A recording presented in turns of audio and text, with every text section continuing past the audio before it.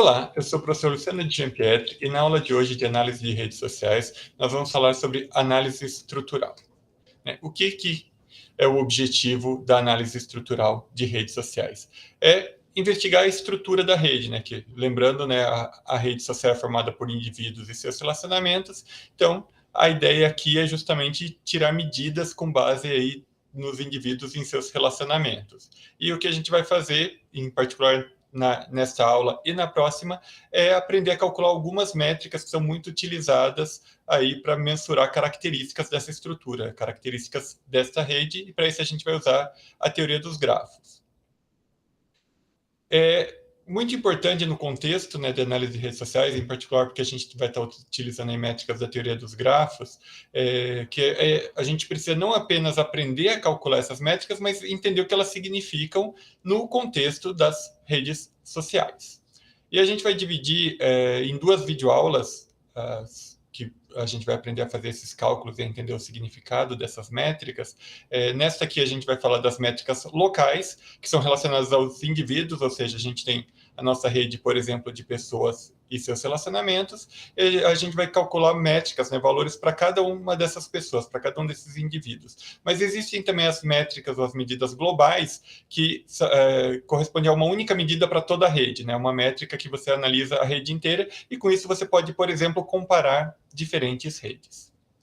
Então, o que são essas métricas locais? São as métricas que quantificam características dos indivíduos das redes, por exemplo, baseadas na sua posição dentro da rede, nos seus relacionamentos. Então, a gente consegue ver, por exemplo, o quão central um indivíduo é numa rede. E justamente a gente vai aprender diversas medidas de centralidade, que de certa forma servem ou para falar da importância dele ou da influência desse indivíduo dentro da rede.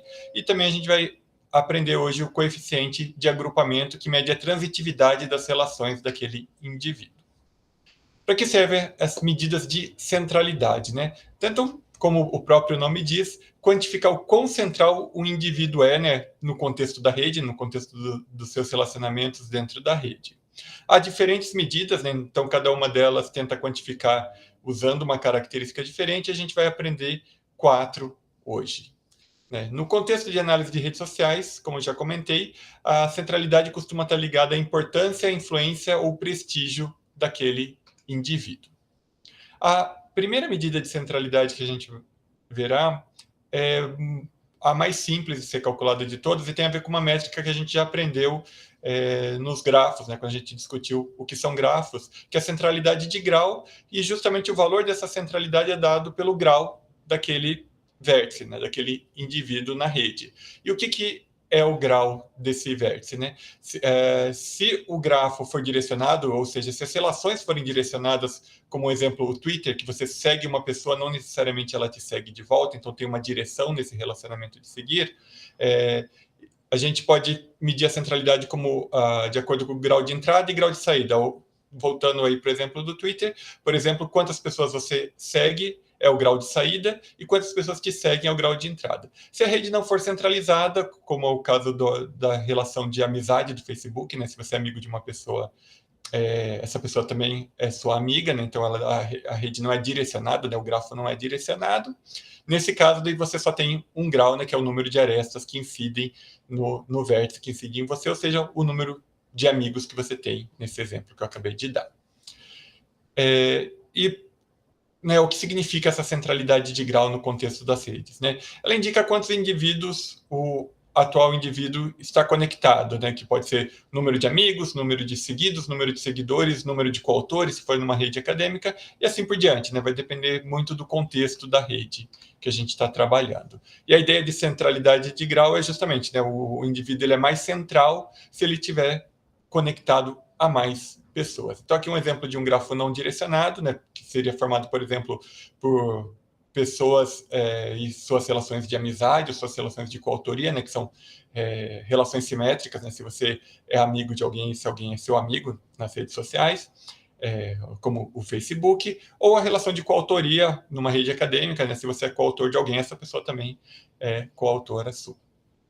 Então, dando um exemplo aqui da medida de centralidade de grau, o vértice 3 tem centralidade igual a 3, tem 3 arestas que incidem aqui nele.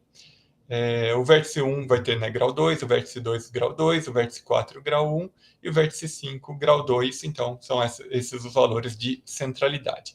Agora, se o grafo for direcionado, se existir uma direção nas arestas, daí a gente pode ter a centralidade de entrada, que são quantas arestas chegam naquele vértice, né?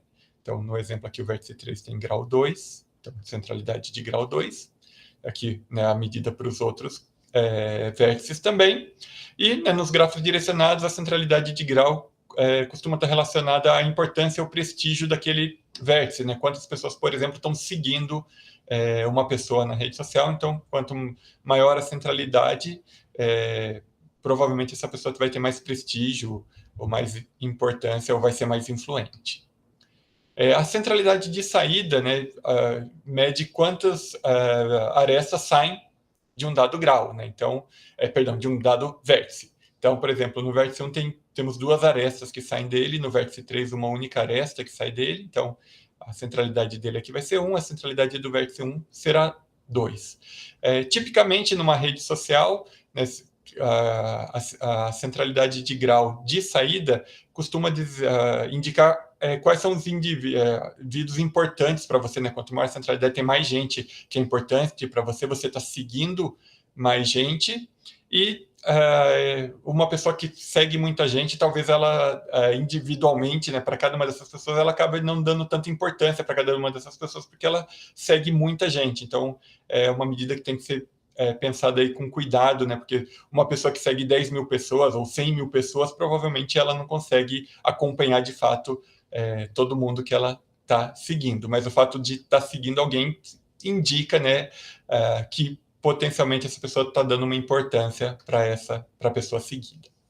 Uma outra medida de centralidade é a centralidade de proximidade, e ela vai medir, né, o quão próximo um dado vértice, um dado indivíduo, é de todos os demais vértices da rede, indivíduos da rede. Para isso, é usado o cálculo da distância do caminho, né, dos caminhos entre um indivíduo, do menor caminho entre cada indivíduo e todos os demais da rede.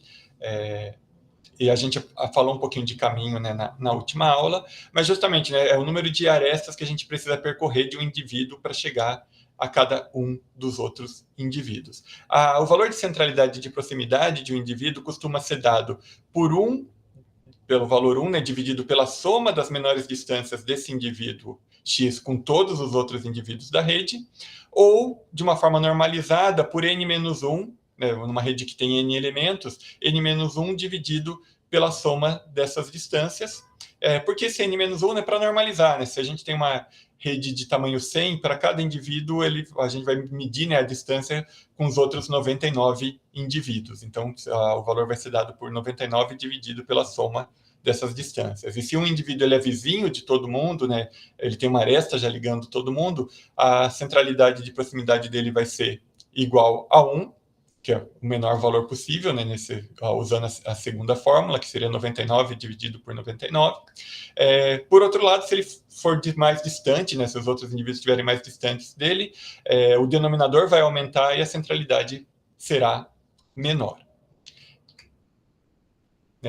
No contexto de redes sociais, costuma indicar né, o indivíduo com maior centralidade, ele está mais próximo, na média, dos demais indivíduos, então ele tem, por exemplo, maior capacidade de espalhar uma informação, ou uma informação que seja publicada por ele, já que ele, na média, está mais próximo de todos os indivíduos da rede, tem mais chance dela chegar mais rápido aos demais indivíduos da rede.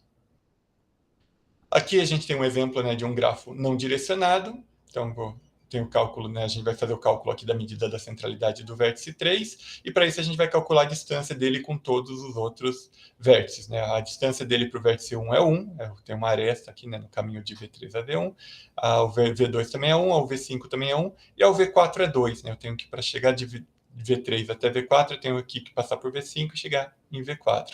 Então, usando a primeira fórmula, né, que era 1 dividido pela soma das distâncias, vai ser as distâncias 1, 1, 2 e 1. E esse zero aqui seria a distância dele para ele mesmo, que às vezes é usado nos cálculos e às vezes não, por isso está sendo padronizado aqui como zero. E o valor de centralidade nesse caso vai ser igual a 0,2, né? Vai ser 1 dividido por 5, 0,2. Se a gente calcular para todos os outros vértices, a gente vai ter esses valores, e de fato nessa rede aqui, o vértice 3 ele é o mais central em termos de centralidade de proximidade, né? Na média, ele é o que está mais próximo de todos os demais vértices, e o V4 é o que é o menos central. Aqui vale destacar, né, que a medida de centralidade é dada por 1 dividido pela soma das distâncias do vértice atual para todos os outros da rede. Só que se o grafo for desconexo, que também é um conceito que a gente já aprendeu em aulas anteriores, daí a gente não vai ter essa distância, né? Não existe um caminho de um vértice até um vértice que esteja fora do componente conexo que o vértice atual está. Então, daí tem diferentes formas aí de calcular. Uma das formas de calcular essa centralidade em grafos desconexos é assumir que a distância, né, entre dois vértices que estão em componentes conexos diferentes, ou que simplesmente não haja um caminho entre eles, no caso de grafos direcionados, que não sejam fortemente conexos, né, que também é um outro conceito que a gente já aprendeu. Daí assume-se que para esse par de vértices que não existe um caminho entre eles, a gente assume que a distância é igual a n, que seria maior do que a maior distância possível, né, num grafo ou numa rede, né, de n indivíduos, a maior distância entre dois indivíduos, se existir um caminho entre eles, o menor caminho entre eles, caso exista, vai ter tamanho no máximo n-1. Então, a gente assume quando, por exemplo, que quando não existe esse caminho, a gente pode assumir que a distância é igual a n, né, para não assumir infinito, que senão a gente não conseguiria nem fazer essa conta. Então, a gente tipicamente assume a distância igual a n, que é maior do que qualquer distância possível, para esse caso, né, para o caso de pares de vértices que não estão ligados, que não existe um caminho entre eles. Então, aqui um exemplo de proximidade, de centralidade de proximidade para um grafo direcionado ou para um digrafo.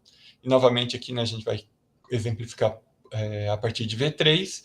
E, justamente, não existe um caminho de V3 para V2 pelo fato do grafo ser direcionado, né? Então, não dá para eu vir de V3 para V2, e, por isso, vai ser colocada a distância igual a 5, que é o número de vértices que tem nesse grafo. E de V3 para V5 existe um caminho que é igual a 1. Então, se a gente fizer essa conta aqui, a gente vai ter a centralidade de proximidade de V3 igual a 0,0625. Se a gente calcular para todos os outros vértices, a gente vai ter esses valores, e daí, para esse grafo direcionado, o vértice mais central não é o V3 em termos de centralidade de proximidade, e sim o V1, né, que tem o maior valor aqui, justamente porque de V1 existe um caminho direto para V3, de V1 existe um caminho direto para V2, né, uma aresta já ligando diretamente, não é nenhum caminho, é um caminho de apenas uma aresta. E, além disso, a partir de V1 a gente também consegue chegar em V5 passando por V3. A partir de V1 a gente só não consegue chegar em V4.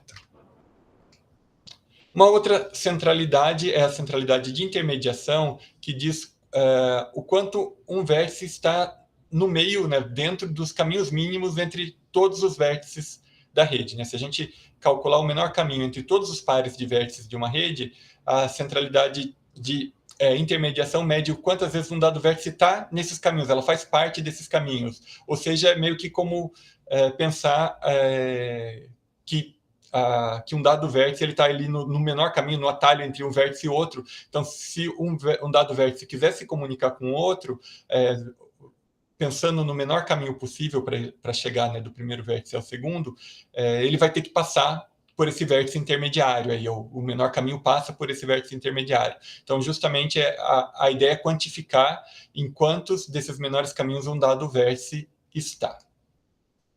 E ele como que a gente calcula o valor, né, da centralidade de intermediação?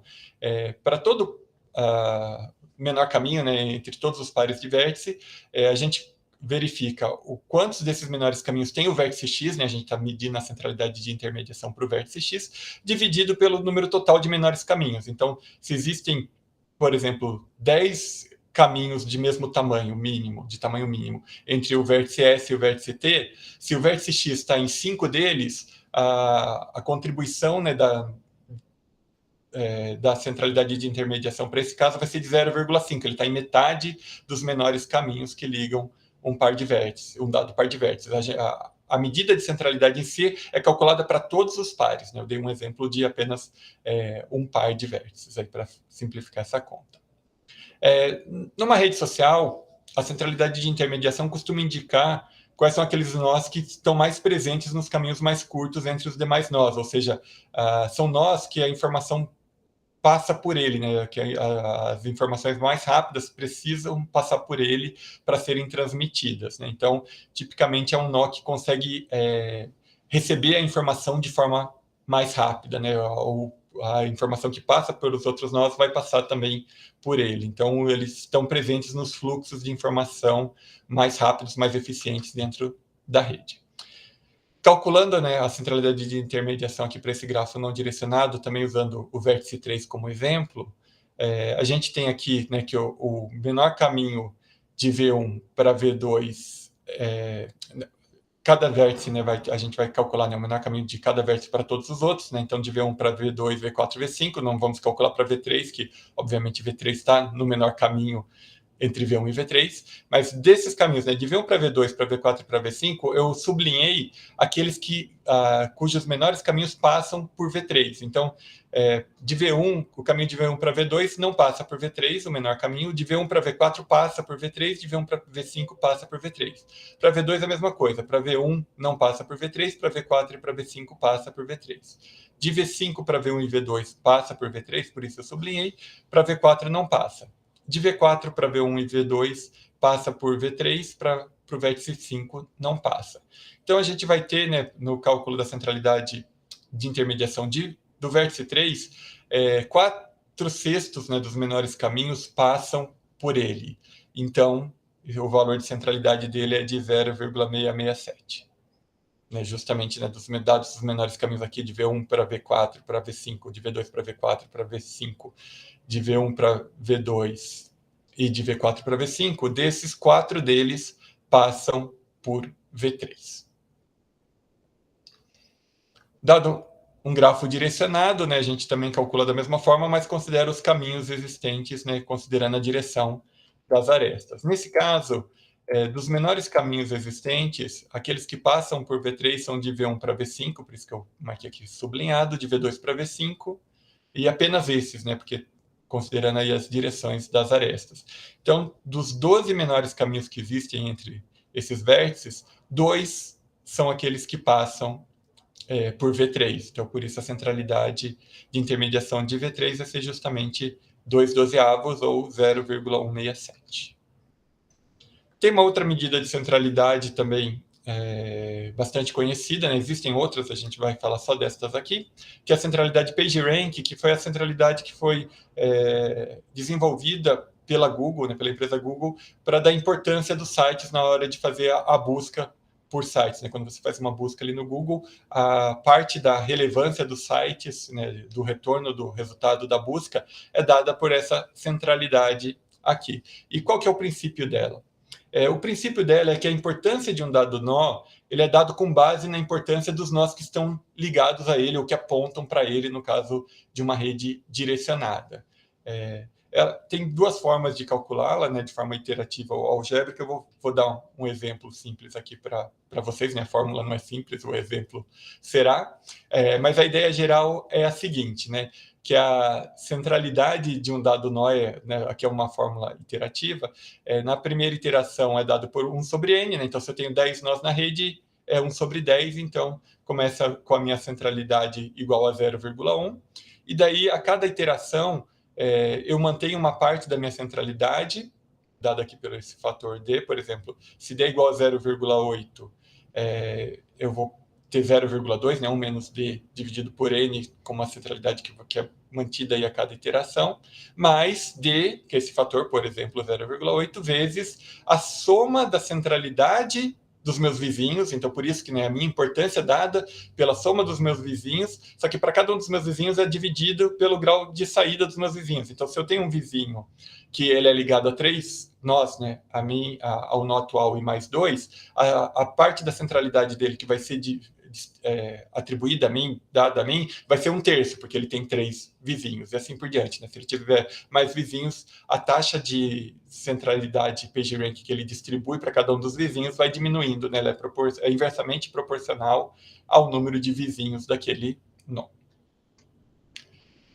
Dentro do contexto de redes sociais, né, costuma indicar a importância de um nó com base na importância dos nós que apontam para ele, né? Então, como eu já comentei, ela é utilizada para a identificação das páginas mais relevantes no conceito dos algoritmos de busca, né? Foi desenvolvido aí pelo Google, e a gente pode aplicar em redes sociais também. É tipicamente aplicado em grafos direcionados, mas a gente pode também aplicar essa medida a grafos não direcionados, como é o exemplo aqui.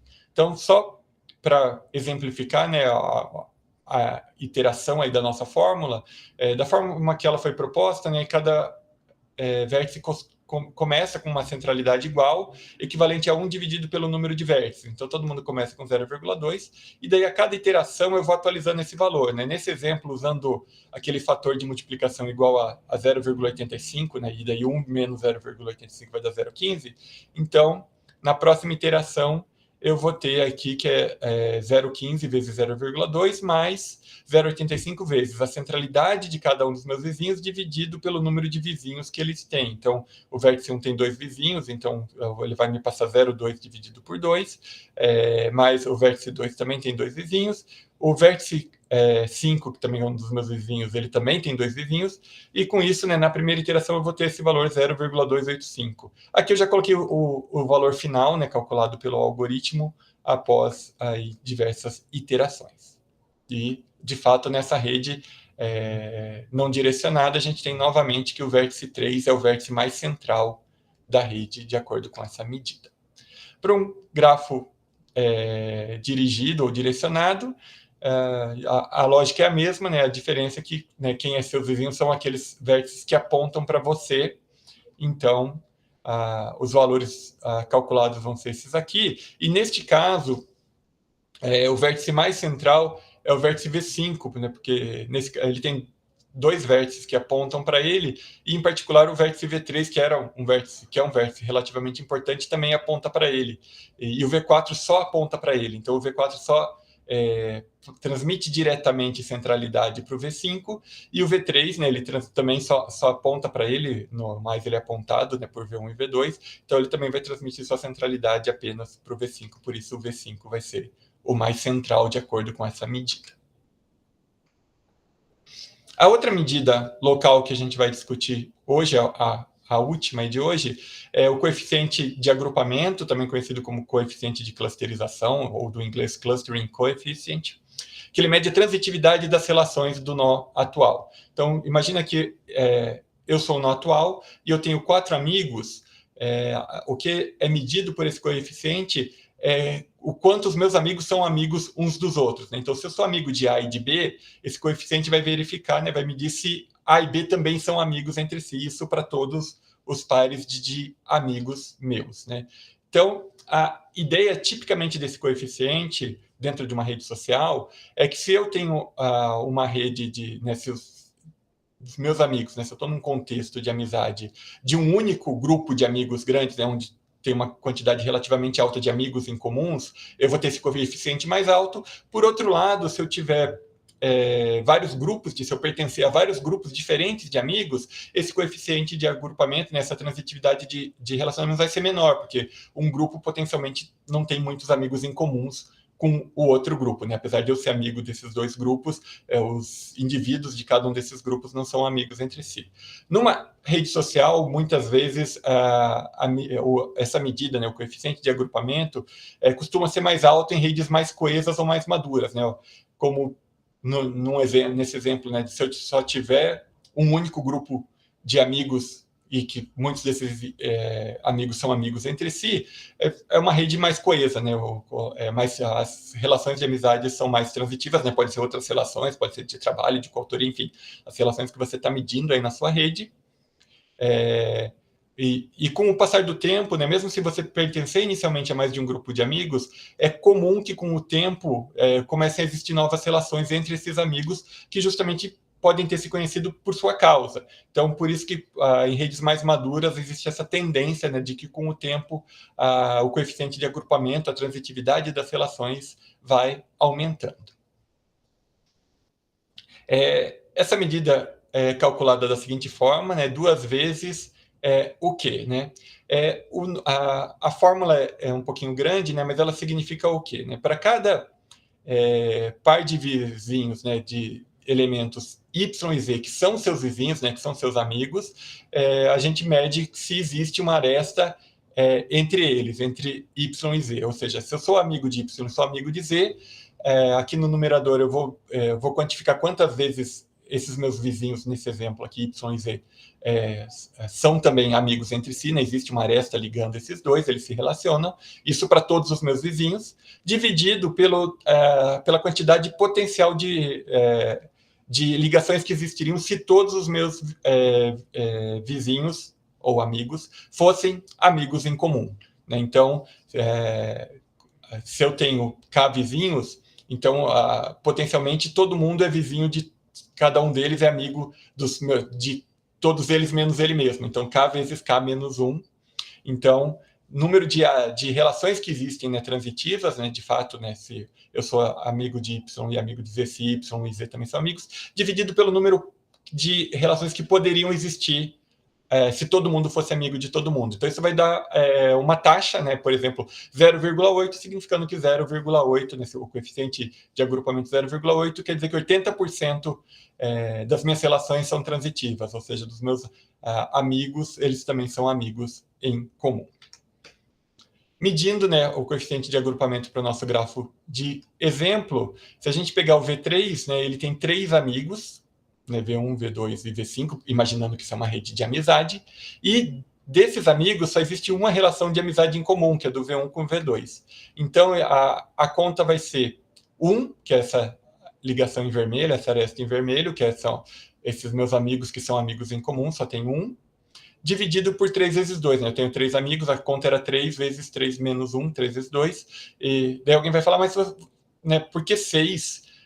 Se na verdade, né, o número potencial de amigos em comuns podia ser V1 com V2, V2 com V5 e V1 com V5. Seria só 3, né, o número máximo de relações. Por isso que tem esse 2 na fórmula para multiplicar, justamente porque, né, 3 vezes 2 vai ter 6 relações de amizade em comum, potenciais, só que na verdade a gente só poderia ter 3 relações, né, que seria V1 com V2, V1 com V5 e V2 com V5. Então por isso tem esse 2 multiplicando, para que o valor máximo do coeficiente seja 1, se todo mundo for amigo de todo mundo, né? Se todos os meus amigos forem amigos em comuns com os meus outros amigos, e 0 se nenhum deles for. Nesse caso, é 0,33, que é justamente 2 vezes 1, correspondente a essa aresta vermelha, dividido por 3 vezes 2. Né? Então, vai dar 2 dividido por 6, 1/3, que é 0,33. Se a gente medir para cada um dos vértices, a gente vai ter os seguintes valores.